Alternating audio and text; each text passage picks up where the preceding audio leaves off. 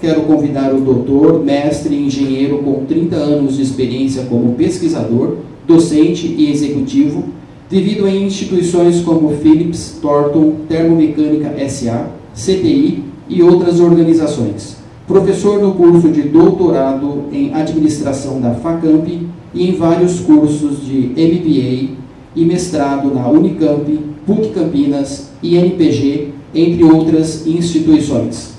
Nos últimos 5 anos, teve mais de 50 publicações entre livros, congressos e artigos em revistas científicas. Desenvolveu projetos em gestão do capital humano e em People Analytics em dezenas de empresas, tendo coordenado importantes projetos de abrangência nacional. É pesquisador nível DP2 do CNPq, importante distinção para pesquisadores de alta produtividade em inovação e desenvolvimento tecnológico. Eu quero convidar para palestrar o Dr. Marcos Silveira, coordenador geral do GAI.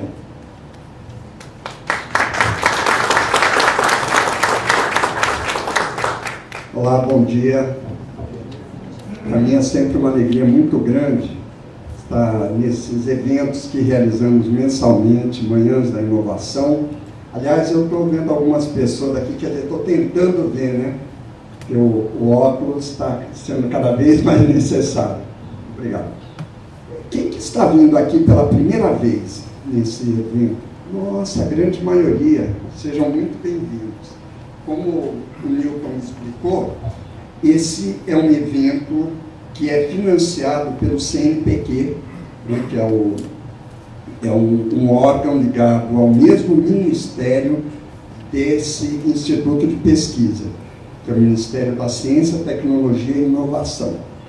E o CNPq é um órgão financiador de pesquisas, estudos científicos e financia há 5 anos, consecutivamente, esse evento. E que hoje ele tem uma pequena diferença dos eventos que nós fazemos normalmente.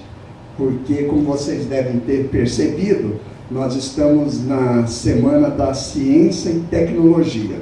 Então, em todo o Brasil, os órgãos de pesquisa, como o CTI, estão fazendo uma semana como essa, aberta a estudantes, público em geral.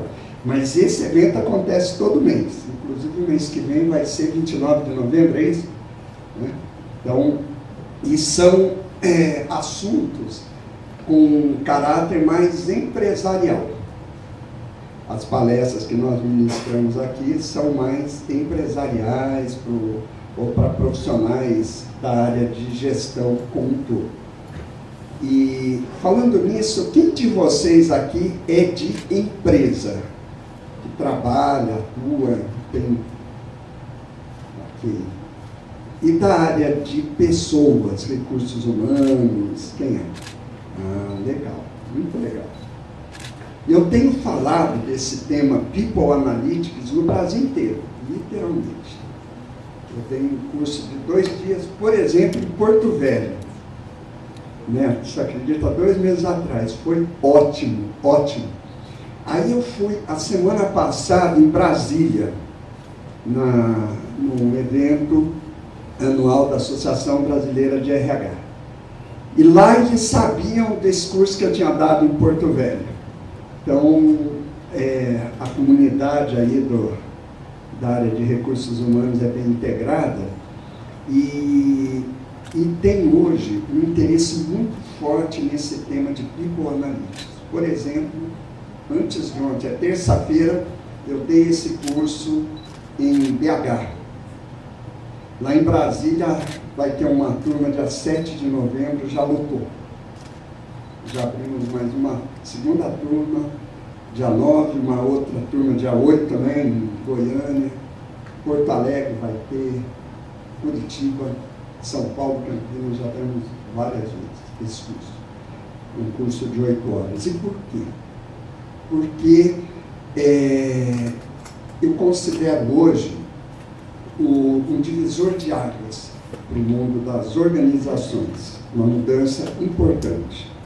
Como foi lido pelo Newton, eu tenho uma trajetória longa na área. O evento de hoje traz o tema People Analytics e a matemática na gestão para o século XXI. métricas dos impactos do capital humano no desempenho das empresas. Em nossa programação, nós teremos a palestra com o Dr. Marco Silveira, coordenador geral do Gaia CTI, que vai falar para nós sobre o tema People Analytics e a matemática na gestão para o século XXI, métricas dos impactos do capital humano no desempenho das empresas. Membro de um órgão do Ministério Federal, eu tive a oportunidade, que eu acho muito rica, de conhecer a realidade de diferentes empresas do Brasil. Então, convivi desde Petrobras, CSN, Mercedes, Volks, IBM, até microempresas, empresas de pequeno porte, e sempre com a busca de trazer um pouco mais de conhecimento científico. Mas não conhecimento científico de difícil acesso, mas instrumentalizar as pessoas para poder desenvolver o trabalho das organizações, das empresas de uma maneira melhor. Porque as empresas, elas têm um papel socioeconômico da maior importância. Toda a riqueza econômica do país, repito, toda riqueza é gerada dentro das empresas. Então, um país que tem empresas fortes é um país economicamente forte. E com isso, então, nós podemos desenvolver uma sociedade melhor, mais equilibrada, promover verdadeiramente o desenvolvimento socioeconômico.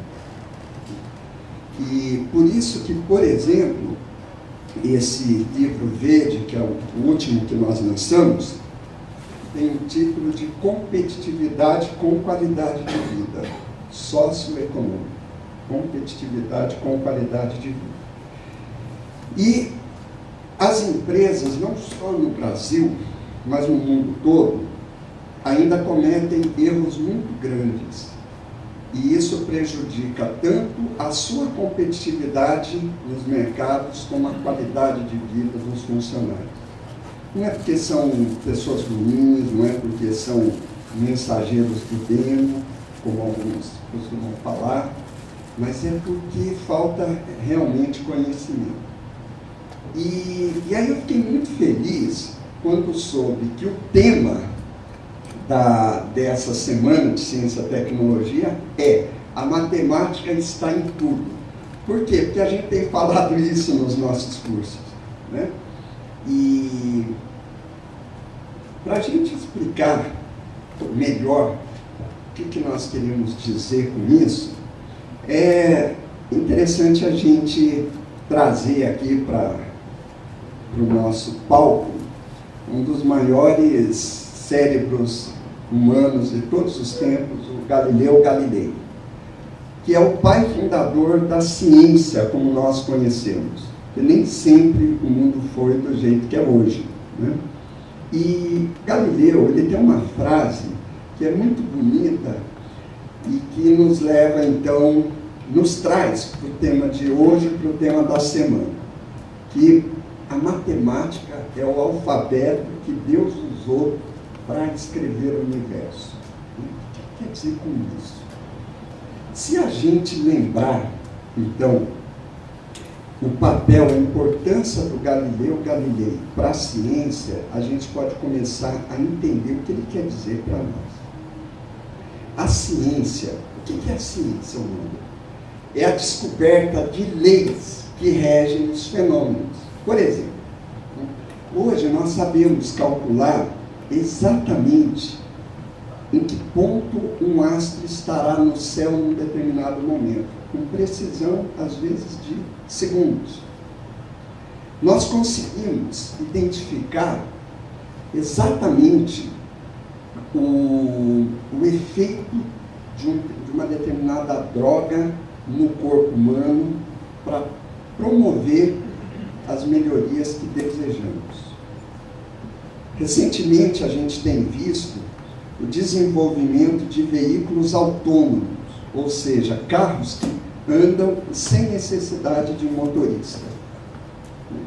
Como é que consegue então, monitorar tudo o que acontece em volta do carro, né? Processar essas informações, tomar decisões corretas e sair daqui, chegar, por exemplo, até Salvador, sem cometer nenhum tipo de erro. Em tudo isso aí está a presença da identificação das leis que regem os fenômenos. E isso só é possível através de números. Daí é que entra a matemática. Então, por que a matemática é o alfabeto que Deus usou para escrever o universo? Porque existem leis, e a maioria delas estão ocultas para nós. Então, essas grandes mentes, como, por exemplo, Newton, ele consegue revelar que leis são essas. Através do quê? Da matemática. Porque tem que se estabelecer relações de natureza quantitativa. Então, por exemplo, não é saber que comer aquele bacon tão gostoso vai importar, mas saber o quanto que isso vai produzir de calorias e quanto essas calorias. Então, se trata, vai resultar no peso. Então, tudo se trata da palavra-chave nesse campo, que é quantificar. Não é saber se é melhor ou pior, se ajuda ou se atrapalha, mas o quanto isso acontece. Mas para que a gente possa, né, com as nossas limitações humanas, da nossa capacidade limitada, né, de entendimento, de capacidade de cognição, a gente precisa fazer isso usando alguns truques. Os truques são os métodos. Então, o método científico, ou seja, o método que a gente usa para entender as leis, é o de fatiar o problema, desdobrar o problema em problemas menores para ficar mais fácil. Então, para ilustrar, vamos pensar o ser humano, nós, né, que somos de altíssima complexidade. Então, por exemplo, o corpo humano, que é uma maravilha da natureza, que tem leis maravilhosas, produzindo fenômenos com o máximo de eficiência e eficácia que se possa imaginar. Então, como é que a gente consegue estudar a gente, seres humanos? Então, vamos dizer assim, dividindo esse sistema tão complexo em sistemas menores, para a gente poder entendê-lo. Por exemplo, o que eu estou ilustrando aí são subsistemas que fazem parte do seu corpo. Por exemplo, o subsistema circulatório. Como que o sangue é bombeado e ele percorre todo o seu corpo? O subsistema neurológico. Como é que a gente consegue sentir as coisas, aquela pedrinha no pé, né, para que a gente possa tomar uma ação consciente? E assim por diante. Sistema muscular, que é uma coisa maravilhosa, tudo interligado. Né? Um pequeno problema na perna provoca uma dor nas costas, mostrando que é um sistema mesmo, tudo interligado. Então essa é a chave para a gente entender fenômenos complexos, para a gente entender a lei que rege esses fenômenos. Para a gente desvendar a matemática oculta, a gente precisa trabalhar com sistemas menores, que sejam, vamos dizer assim, processáveis pelo cérebro humano. Então, hoje aqui na minha apresentação, que antecede a apresentação principal do José Neto, aliás, eu sou muito feliz assim, a tua presença aqui, agradeço mais uma vez. Eu estou colocando 3 tópicos. Falar então das empresas como sistemas organizacionais, toda essa utilização dos dados para entender melhor as empresas, para chegar então no People Analytics. Falando nisso, quem já ouviu falar em People Analytics aqui de vocês? Muito pouca gente. Vocês têm já algum conhecimento, alguma uma familiaridade maior com o tema? Legal. Então, vamos lá. Então, o nosso corpo é um sistema. Um automóvel é um sistema. O nosso planeta é um sistema. A nossa galáxia é um sistema. Um átomo é um sistema. Ou seja, é um todo integrado que tem diversas partes que interagem dinamicamente entre si. E a sua empresa, as empresas, as organizações em geral, por exemplo, hospital, centro de pesquisa, uma escola, também é um sistema. E nós aqui, no Gaia, a gente trabalha com um modelo, ou seja, uma maneira de enxergar a realidade, né? Baseado em 3 subsistemas. A gente olha a empresa como sendo baseada, como sendo formada por 3 subsistemas. O primeiro deles é aquele subsistema que nós conseguimos perceber com os nossos órgãos do sentido. Nós chamamos do sistema tecnológico. Então, aonde estão os equipamentos, a estrutura física, a temperatura, que já está começando a melhorar, mas está meio friozinho ainda aqui na sala, né? O som, a iluminação. Agora, existe um outro subsistema que ele não é visível aos órgãos do sentido, que nós chamamos de sistema organizacional. É o campo de estudo da administração de empresas, por exemplo.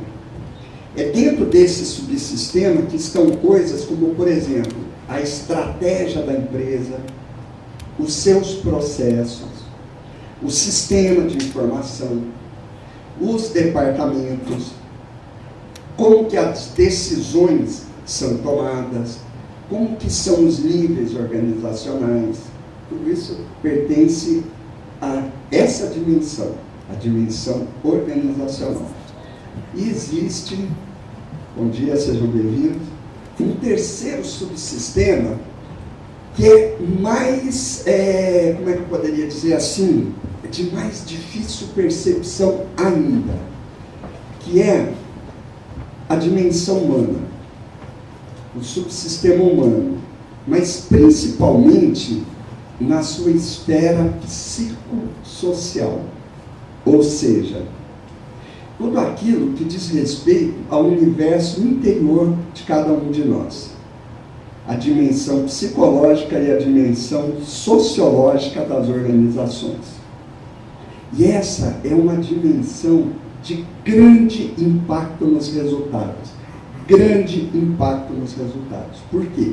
Porque é nessa dimensão que estão coisas muito valiosas, como, por exemplo, o conhecimento, as competências, as relações, culturas, valores, e são, vamos dizer assim, variáveis, são fatores ligados a esses elementos que eu falei, que, como eu disse, são de difícil acesso para a maioria das pessoas, mas que provoca resultados extremamente importantes.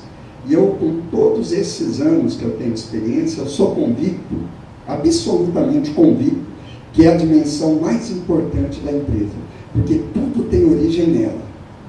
Tudo que nós vemos nessa sala, um dia, foi uma ideia na cabeça de uma pessoa. Então, tudo nasce na mente humana, e depois isso é trabalhado, organizado, para se transformar em produtos, processos, etc. Né? Então, nós, como criaturas humanas, desconhecemos quase que completamente quem nós realmente somos. Nós conhecemos muito pouco a respeito de nós. No mundo organizacional, no mundo das empresas, esse desconhecimento é ainda maior, é muito grande, é quase inexistente. Não é exagero dizer que nós literalmente andamos às cegas em relação a tudo que se refere ao ser humano, principalmente dentro das empresas. O que nos motiva? o que nos faz aprender mais, o que nos faz produzir melhor, o que nos faz cooperar melhor, né? A gente é completamente cego em relação a essas coisas. E essas coisas produzem resultados muito importantes. Então, vocês viram aquele vídeo, quem chegou um pouco antes, né? Viram aquele vídeo mencionando, então, um trabalho que nós desenvolvemos na CBC, que é uma subsidiária da Mitsubishi aqui no Brasil. E nessa empresa, nós fizemos um dos trabalhos que eu considero mais significativos para demonstrar, evidenciar o que eu terminei de falar agora para vocês aqui. E eu estou contando porque nós já temos uma palestra juntos, eu e aquele gerente industrial, aqui mesmo, gravada e está no YouTube. Então não estou cometendo nenhum tipo de inconfidência. Aquele rapaz, ele foi meu aluno num curso de pós-graduação, Gestão Estratégica da Produção da Unicamp. E aí ele se formou e depois ele me ligou dizendo assim: professor, nós estamos com uma situação muito séria aqui na empresa, querendo ver se pode nos auxiliar. Essa empresa, como ele disse, é uma empresa de caldeiraria pesada, que produz caldeiras de grandes dimensões, por exemplo, para a indústria de papel de celulose, para a Petrobras. E, por exemplo, na época, eles tinham um projeto, acho que era para a Petrobras, no valor de aproximadamente 300 milhões de reais. Então, são projetos de grande porte. E eles estavam tendo problemas gravíssimos. Um deles era a dificuldade de cumprir prazo. Tinha, então, em seus contratos multas altíssimas pelos prazos não cumpridos. E a outra coisa é que eles faziam, né, um orçamento prévio, com base no qual eles encaminhavam a proposta para os clientes, e esses orçamentos não eram cumpridos. Então, como está colocado aí, esse era o problema visível. E aí, então, uma primeira questão importante para quem quer gerenciar uma empresa. O problema não é o problema. O problema não é o problema. O problema é o sintoma do problema. A dor de cabeça não é o problema. O problema é, por exemplo, uma dificuldade de digestão, uma questão neurológica. A dor de cabeça é o sintoma do problema. A dor de dente é o sintoma do problema. Então, nós precisamos entender o que está acontecendo. E aí a gente chega na matemática, né? Entender as leis ocultas. O que fenômenos estão produzindo aqueles sintomas indesejáveis. Então, esses dados são apresentados por ele, nessa apresentação que eu mencionei. Aqui foi quando nós atuamos na empresa e, a partir desse ponto, os dados, né, começaram todos os indicadores. Veja que eu estou falando de indicadores de competitividade, lucro, prazo, produtividade, né? E essas coisas se acertaram. Ele até me escreveu depois, dizendo que tudo aquilo que tinha sido feito tinha realmente produzido bons resultados. Quando nós fomos apresentar os resultados para a diretoria, essa é uma empresa muito boa, humanizada, gosto de destacar isso, né?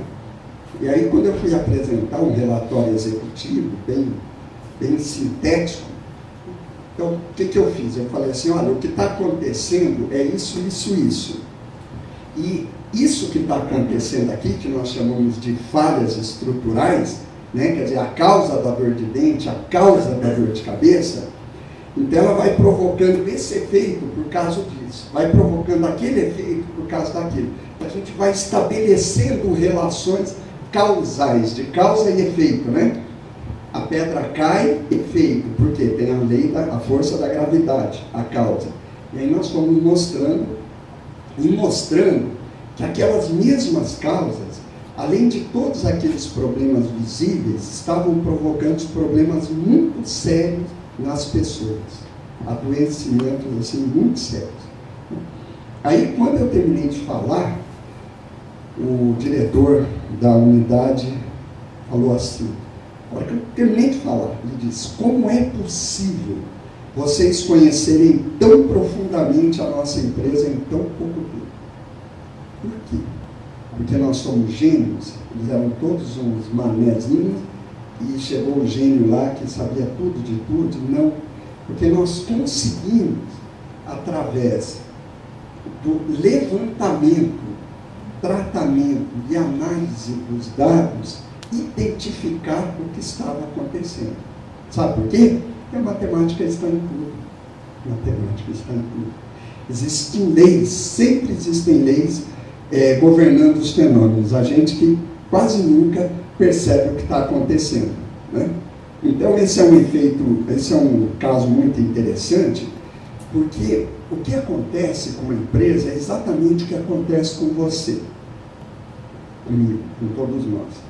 Nós somos uma pessoa, uma unidade, ou um sistema, se quiser. Mas nós somos formados por diferentes dimensões. Você tem um corpo, você tem uma mente que pensa, e você tem sentimentos. E alguns acreditam até um espírito. Então, tudo que acontece em qualquer uma dessas dimensões se reflete na outra. Se você, por exemplo, tomar um calmante, ele entra pelo corpo, as suas emoções serenam, os seus pensamentos ficam mais calmos. Se você vê alguma coisa que te assusta, então o seu sentimento de medo provoca pensamentos parecidos com aquilo, sensações, né? Adrenalina na corrente sanguínea faz seu coração bater mais forte. Então, nas organizações, tudo é assim também, com um pequeno detalhe, não tão pequeno, é que as organizações são muito mais complexas do que pessoas. Então, o nível de complexidade desses fenômenos é muito maior numa empresa. E aí, então, é a necessidade de entender com mais clareza o que provoca o quê, para a gente não ficar naquele fenômeno de enxugar gelo, né? Então, com base em tudo que eu estou falando, a gente pode entender o que é hoje a principal área de conhecimento humano em todos os setores da nossa vida, que é a chamada ciência de dados, né? O que é a ciência de dados, então? É o uso, a exploração, processamento de dados para conhecer o que acontece em relação a qualquer problema, seja de saúde, seja nas organizações, seja na economia, seja na sociologia. Por quê? Porque a gente vive a era da informação. Big Data, ou Big Data, o que é? Né? É uma ciência ligada à ciência de dados, é uma parte da ciência de dados que lida com volumes muito grandes de dados. Volumes, então dados em grande quantidade, grande variabilidade, grande velocidade. Então tudo isso está dentro dessa área que se chama ciência de dados. E agora falando de profissional para profissional, de amigo para amigo, né? Todo profissional que quiser se manter atualizado precisa começar a entender um pouco mais disso aí, tá? Mesmo que não for estatístico, matemático, né? Precisa conhecer alguma coisa, no mínimo, para poder se relacionar com os profissionais mais especializados na área. Então, a ciência de dados organizacionais, ela pode ser aplicada a qualquer área, no mundo das organizações, no mundo das empresas. Então, é formado por um tripé composto por 3 áreas de conhecimento. A primeira é a área da analítica, estamos chegando no People Analytics, né? Que são os métodos analíticos, os métodos de processamento de dados. é o campo da estatística, é o campo da matemática. Uma segunda área de conhecimento importante é a informática. Por quê? Porque a gente precisa de ferramentas mais poderosas para trabalhar esses dados. Informática quer dizer tecnologia da informação. É a tecnologia usada para processamento da informação. E a terceira área é sempre a área de conhecimento do fenômeno que você quer estudar. Então, por exemplo, se você quer estudar saúde, você precisa ter conhecimento na área de medicina, na área das ciências médicas. Se você quer estudar, por exemplo, economia, você precisa ter conhecimento na área de ciências econômicas. Se você quer conhecer, então, organizações, você precisa ter conhecimento na área da administração, na área da gestão. Então, um cientista de dados é um profissional multidisciplinar. Então, aí já uma dica. Mesmo que você não tenha muita facilidade com números, como muita gente tem, né, você pode ser um profissional dessa área, né, se especializando mais nisso aqui e tendo uma noção básica dos outros dois, ok? Quando a gente fala em Analytics, que tem a ver com People Analytics e com todas as outras áreas, né, nós estamos falando de 3 ações, de 3 etapas. Então, desde Galileu Galilei até aquele cientista da IBM que trabalha com Watson, Machine Learning, todas essas áreas, né, atuais, mais atuais, né, nós precisamos fazer 3 coisas. Primeiro, a gente precisa coletar e armazenar esses dados. Precisa ter dados, né? Hello. Se eu quiser calcular relações matemáticas, eu preciso ter dados, né, daquilo que eu quero estudar. Aí, a segunda coisa é organizar esses dados, para aí sim processar. Então, essas 2 primeiras áreas, essas 2 primeiras etapas, precisam mais do conhecimento do problema em si, do que de matemática e estatística. Desculpa, viu, Robson? O Robson é estatístico, né?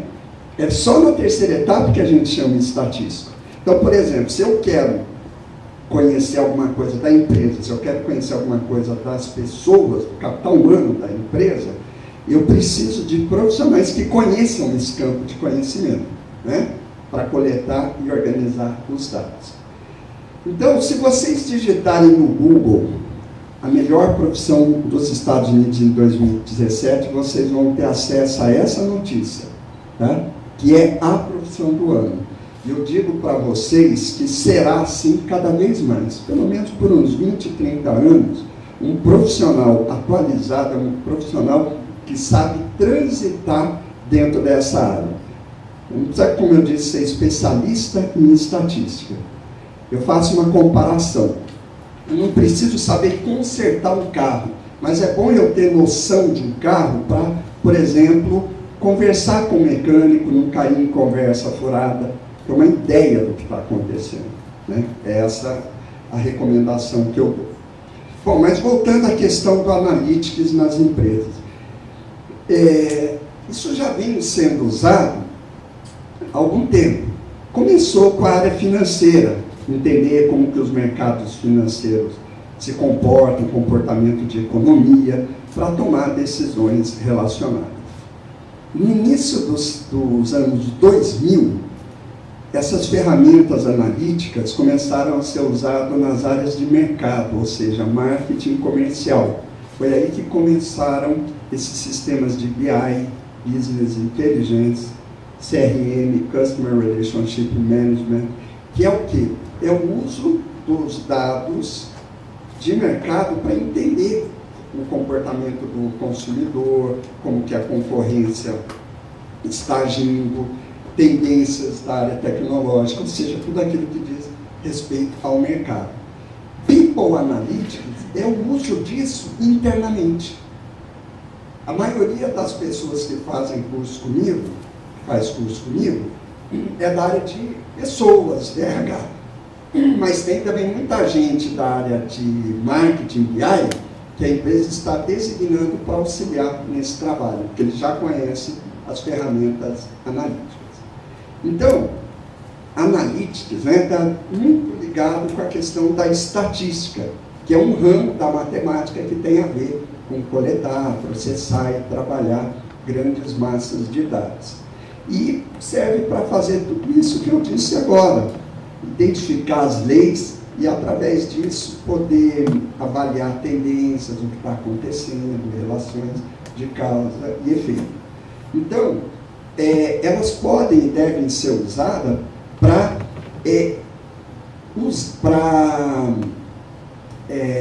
entender melhor como funciona, o que influencia o desenvolvimento, a produtividade e as relações humanas dentro das empresas.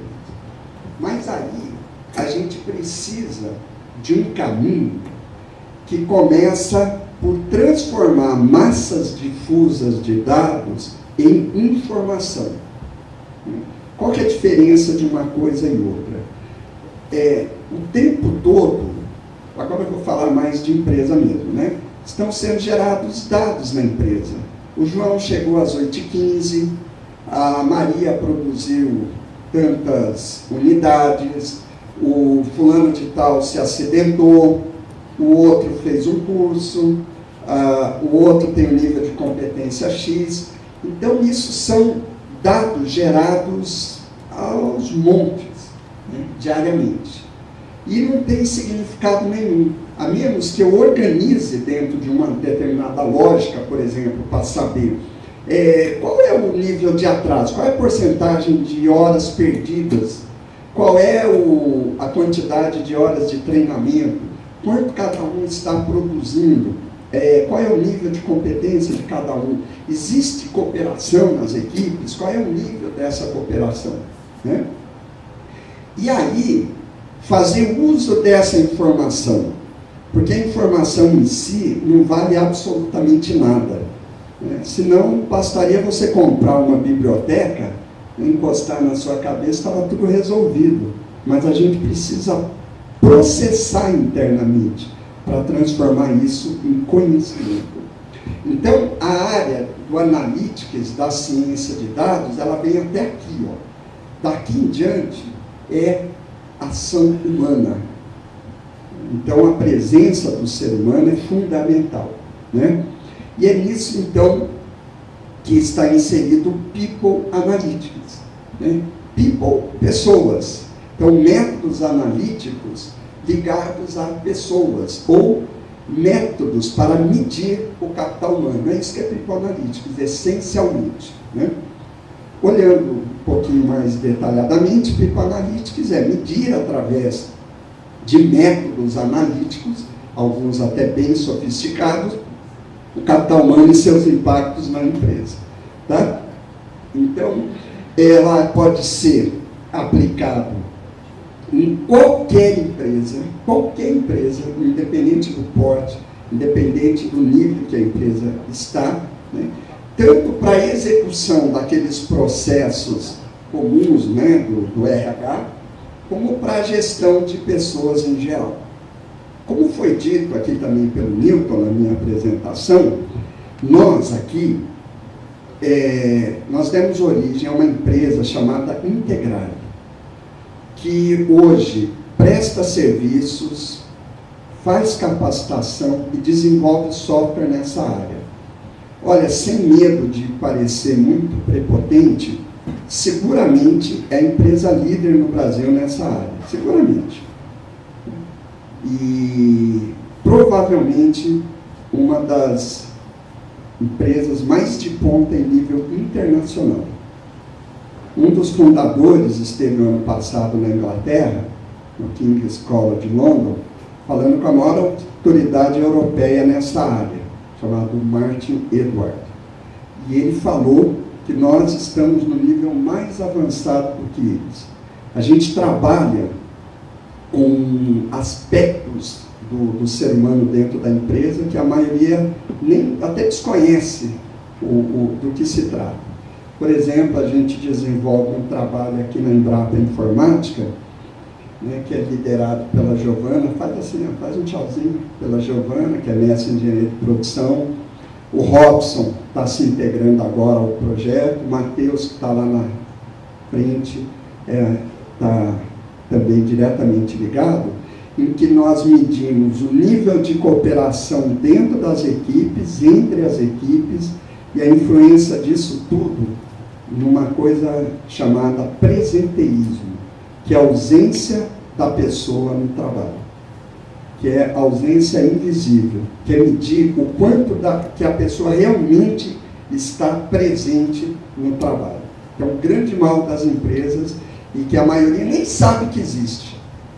Algumas empresas se preocupam com o absenteísmo, que é a ausência visível, né? Os atrasos, as faltas. Estudos revelam que os prejuízos do presenteísmo é de 4 a 10 vezes maiores, são de 4 a 10 vezes maiores. E a maioria das empresas nem sabe que existe. Alguns profissionais sabem, é presenteísmo, né? E a gente já mede isso aí, tá bom? Então, o People Analytics é a ciência de dados aplicada ao fator humano. Vou fazer um parênteses aqui.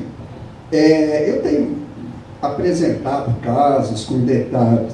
O que eu pensei para hoje é o seguinte: eu vou só falar mais algumas coisas aqui, aí passar a palavra ao nosso palestrante principal, e depois, no café, vocês viram como o Newton é esperto? Vocês perceberam o detalhe assim, ó? Vai ter a palestra, vai ter o café, e depois do café tem o sorteio. Então, quem quiser ganhar alguma coisa vai ter que ouvir a gente aqui depois do café.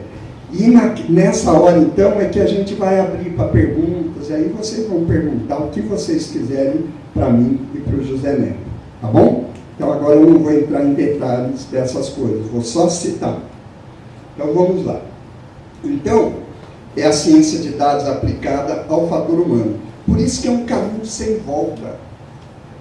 Né? Você imagina uma transportadora que hoje transportasse as mercadorias em bicicleta de uma cidade para outra, ou, por exemplo, um escritório de contabilidade que fizesse a sua contabilidade no papel, né? Ou então uma empresa que iluminasse com lampião a gás. Não dá, né? Uma vez que a tecnologia chega, o obsoleto morre. Inovação quer dizer destruição criadora. E o People Analytics é isso. Sim? Não é questão se a empresa vai usar. A questão é quando ela vai usar. Se é antes ou depois dos concorrentes. E isso é inevitável. Né? Então, para a gente entender o uso do People Analytics, então vale a pena, como último tópico, a gente entender qual é o papel do ser humano no século XXI. Né? Qual é o papel do capital humano nas empresas no século XXI? Eu afirmo, e aí é uma convicção que eu tenho, que toda mão de obra vai ser substituída, ou pelo menos quase toda. O que é a mão de obra? É aquele trabalho que pode ser substituído por máquina. Tudo que uma máquina puder fazer, ela faz melhor do que o ser humano. Então, por exemplo, é óbvio que daqui a 10, 20 anos, a profissão de motorista vai começar a morrer. Assim como morreu a do tipógrafo numa gráfica, num jornal, depois que veio o editor de texto. Né? Então, o que vai nos sobrar, digamos assim? Porque nós não podemos imaginar que vai ficar com as máquinas trabalhando nas empresas e todos nós dormindo no centro da cidade, todo mundo desempregado. Seria o caos absoluto. O que existe, sempre existiu e sempre vai continuar existindo, é uma transformação do trabalho. Então, o que vai começar a acontecer cada vez mais são trabalhos ligados à área de serviço, à economia criativa, tudo aquilo que depende da parte mais nobre do ser humano, que é a capacidade de criar, a capacidade de pensar. Né? Então, o Steve Jobs, que seguramente é um dos 3 maiores empreendedores de todos os tempos, ele tem essa frase: tudo o que somos são nossas ideias, nosso pessoal. Está ligado àquilo que eu disse anteriormente. Né? Tudo inicia na mente humana. E ele reconhece isso. né, e criou a maior corporação em todas as áreas do mundo. A Apple hoje é a maior corporação do mundo, em todas as áreas, não é só na área eletrônica, não. Né? Então, é uma pessoa que acha que vale a pena a gente prestar atenção no que ele está falando. Então, o ser humano é o agente principal. Né? Então, quando a gente fala que vai ser eliminada a mão de obra, só você parar para pensar o que significa mão de obra, né? Significa que vamos ter cada vez mais a valorização do que muitos chamam de capital humano. Capital humano não é a pessoa. Capital humano é aquilo que a pessoa pode entregar. É o conjunto de conhecimentos e competências. Então, um exemplo bem chulinho que eu dou para a gente entender é usando o futebol, né? Porque o futebol tem um campo igual para os dois times, chuteira, calção, mesma bola, mesma regra. Se não for o Corinthians, um juiz imparcial, né? Quando é o Corinthians, a gente sabe que a coisa é bem assim. Então, de um lado, você tem o Barcelona, 11 pessoas, né? 2 pés, 2 mãos, uma cabeça, etc. E do outro lado, o Ibis, que é considerado o pior time de futebol do mundo, formado por 11 pessoas, exatamente, com 2 pés, 2 braços, etc. Então, em termos de mão de obra, é igual, né? São 11 pessoas jogando durante 90 minutos. Então, cada um de time tem aproximadamente 17 homens-hora. Essa é a mão de obra de cada time. Aí, qual é o resultado? O resultado, aí, é o efeito do capital humano. É essa a diferença, né? É a diferença, por exemplo, de uma comida feita por mim e uma comida feita por um chefe competente. Né? É a diferença de uma campanha publicitária feita por uma pessoa desqualificada e feita, por exemplo, pelo Washington Oliveira. Isso a gente chama de capital humano, essa capacidade, né, de fazer melhor. E como que nós geramos isso? Então, nós temos o People Analytics nos auxiliando a resolver, a enfrentar e resolver 4 grandes desafios. A maioria, muitas empresas nem se dão conta que é um desafio importante, principalmente no século XXI. São esses 4 aí, eu vou falar rapidamente de cada um. O primeiro desafio é executar melhor os processos da área de RH. Ou seja, qual é a melhor pessoa a ser contratada? Onde cada pessoa deve atuar? O que motiva um funcionário? Que capacitação eu preciso ser precisa ser dada para quem, em que nível de profundidade? Coisas desse tipo, executar melhor os processos ligados aos recursos humanos. Né? Ou seja, dentro dos processos de prover pessoas, alocar pessoas, cuidar das pessoas, o que adoece?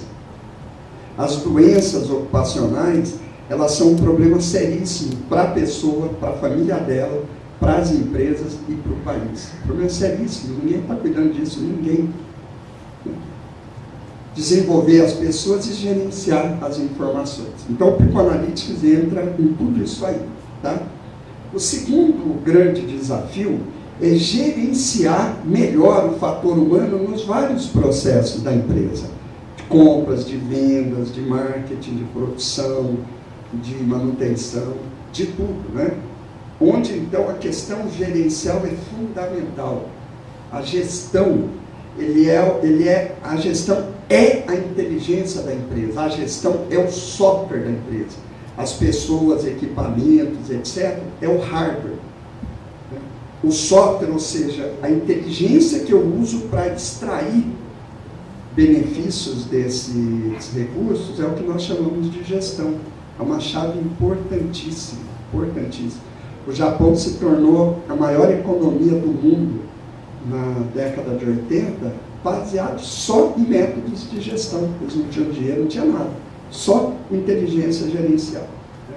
Mas a gente tem dificuldade, né? Diz que a história se repete porque ninguém presta atenção nisso, né?